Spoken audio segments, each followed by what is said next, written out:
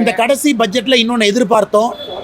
சென்னை மாநகரம் போராட்ட களமாக இருக்குது. அங்கன்வாடி, நம்முடைய அன்பு சகோதரிகள் அங்கே இருக்கிறாங்க, சகோதரர்கள், பகுதி நேர ஆசிரியர் பெருமக்கள், செவிலியர்கள், ஒரே வேலைக்கு ஒரே ஊதியம் கொடுக்க வேண்டும் என்று போராடக்கூடிய டீச்சர்ஸ், ஆசிரியர் பெருமக்கள், இவங்க எல்லாத்துக்கும் இந்த பட்ஜெட்டில் ஏதாச்சும் ஒரு விடிவு கிடைக்குமான்னு பார்த்தா, சார் திமுக ஆட்சியிலேருந்து போகிறாங்க, போகும்போது இந்த நல்லது நாள் செய்வாங்களான்னு பார்த்தா அதையும் செய்யலை.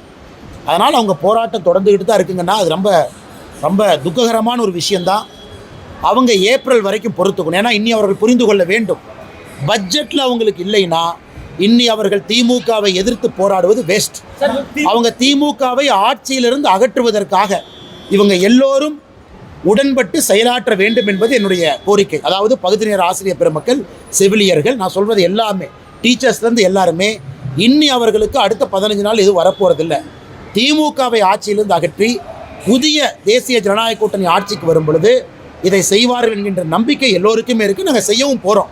அதனால் அவர்கள் திமுகவை ஆட்சியிலிருந்து அகற்றுவதற்காக அடுத்த 1 மாத காலம் வேலை செய்ய வேண்டுமோ தவிர சுட்டரிக்கின்ற வெயிலில் சென்னையில் வந்து உட்கார்ந்து போராடுவது அவர்களுக்கு எந்த லாபமும் கொடுக்கப்படும்.